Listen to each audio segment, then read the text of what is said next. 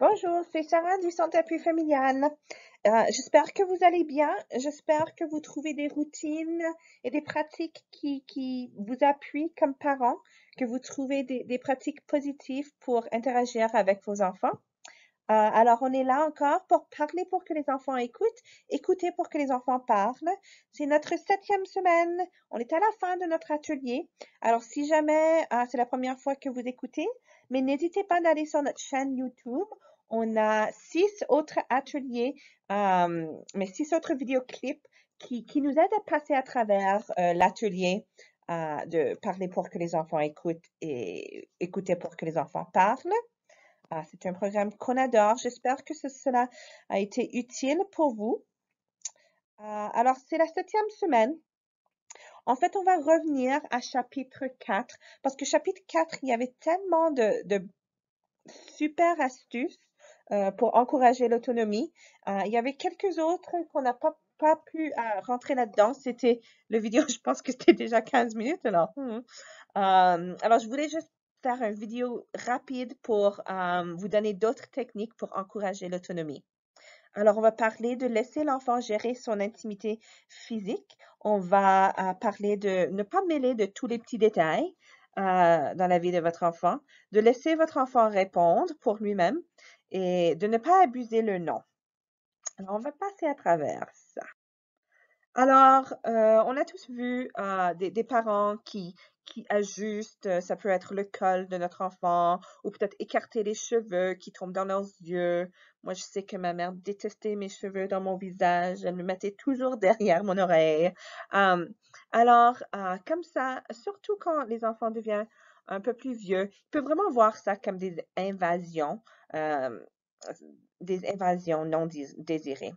Alors, ce qu'on peut penser, c'est que, tu sais, si on ne voudrait pas que les gens nous ajustent, probablement nos enfants vont pas vouloir être ajustés non plus. Alors, le plus que possible, si c'est des choses, les vêtements, si c'est l'apparence, les cheveux, juste laissez votre enfant le faire comme eux, ils veulent faire.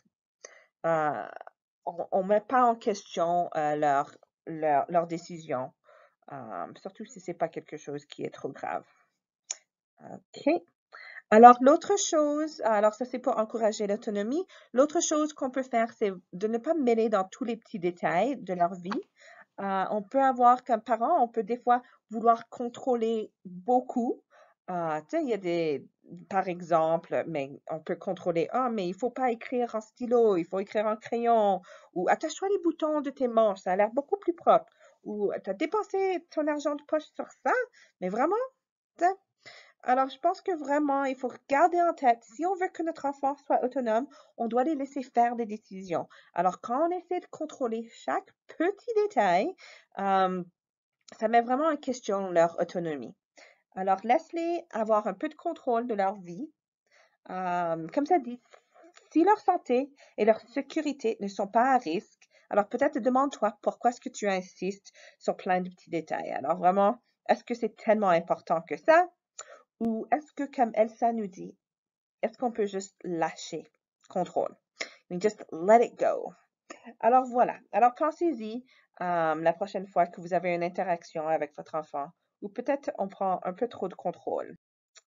L'autre chose il y a beaucoup de parents qui font ça aussi, je sais que je suis certainement coupable de ça, c'est souvent on veut répondre pour nos enfants. Alors s'il y a quelqu'un qui demande l'enfant des questions, surtout quand c'est des adultes, on a tendance à juste répondre pour eux. Mais laisse vraiment, le plus que tu peux laisser ton enfant avoir cette expérience de répondre, de l'encourager que lui, il répond tout seul, vraiment, ça les aide à gagner de confiance en soi et ça, en fait, ça renforce l'autonomie.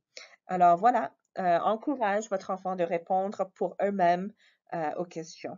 C'est tout simple, mais c'est vraiment ces gestes simples qui renforcent la confiance chez votre enfant.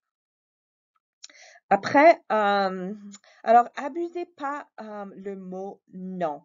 Alors pourquoi est-ce qu'on dit de ne pas abuser le non? Tu sais, il y a des parents qui vont dire, ah oui, mais tu sais, moi j'ai des attentes, je veux que mon enfant m'écoute, alors je dis non. Quand je dis non, c'est non.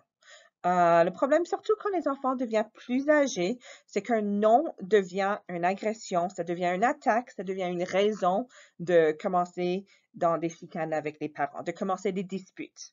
Alors, le plus que possible, juste pour éviter des disputes, mais quand même avoir ce que vous cherchez, on va quand même, tu sais, on va pas juste laisser l'enfant faire n'importe quoi qu'il veut. On peut utiliser ces techniques pour vraiment réduire les noms. Encore une fois, on réduit les noms juste pour réduire les disputes, les confrontations. Euh, alors, les techniques, en fait, on revient à chapitre 2 qui était encouragé à la coopération. On revient à beaucoup des techniques. Alors, donner des renseignements, accueillir les sentiments, décrire le problème. Ça, c'était tout de chapitre 2. Ou quand c'est possible, on peut remplacer non par oui. On va voir comment on le fait.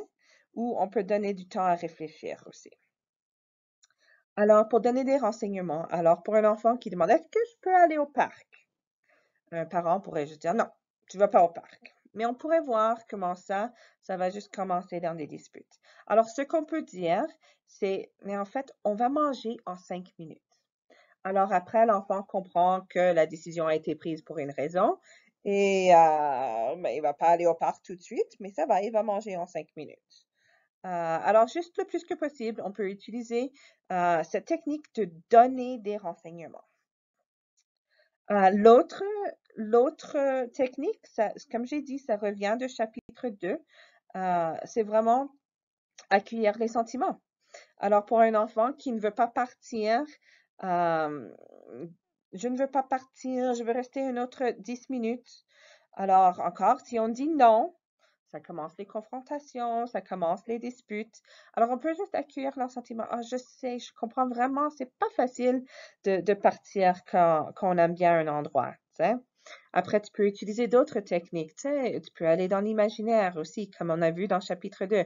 Ah, ça serait tellement bien de rester au parc toute la nuit. Ah, on pourrait voir les étoiles. Alors, juste rentrer dans ça peut juste vraiment euh, ça peut éviter des conflits et l'enfant va sentir bien dans la relation avec toi. Après, on a décrire le problème. Alors, pour un enfant qui veut aller tout de suite à la piscine, au lieu de dire non, on peut juste dire, mais tu sais, je vois que tu aimerais bien aller à la piscine, mais l'électricien, il arrive en 30 minutes. Alors là, on décrit le problème tel qu'on le voit. Après, on peut aussi remplacer des non par des oui. Euh, alors, c'est là où on devient politicien. Alors, pour un enfant qui veut prendre un bain, peut-être on veut qu'il fasse quelque chose d'autre en premier. Alors, au lieu de dire non, tu prends pas de bain ce soir, on peut simplement dire oui, tu sais quoi, finis tes devoirs et après tu peux prendre ton bain. Alors, c'est vraiment juste de changer la façon qu'on présente la situation pour éviter des confrontations continues. Les confrontations avec les parents, ça n'aide pas forcément l'autonomie.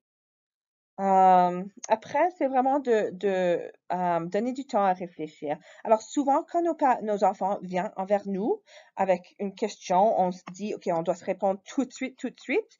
Alors, l'enfant pourrait dire, je veux dormir chez Alex vendredi. Mais en fin de compte, on n'a pas besoin de répondre tout de suite. Alors, on peut simplement dire, ouais, tu sais quoi, je vais penser et puis en fait, on en discutera demain. Alors, c'est ça. Euh, alors, c'est ça. On a passé à travers comment ne pas abuser le mot non. Euh, on a aussi passé à travers laisser l'enfant répondre, ne pas mêler de tous les petits détails et de laisser l'enfant gérer son intimité physique. Alors, c'est toutes les autres techniques qu'on peut utiliser pour encourager l'autonomie chez notre enfant. Et voilà, on est à la fin de nos ateliers, de nos petits vidéoclips de parler pour que les enfants écoutent. Si jamais vous avez besoin de soutien avec des techniques de parentalité positive, s'il y a beaucoup de conflits, vous avez besoin de parler avec quelqu'un pour trouver des solutions pour votre famille, n'hésitez pas à écrire à Fabiana, educ@cdafsa.ca. Aussi, comme j'ai dit, si vous voulez une copie du livre, vous pouvez contacter Fabiana.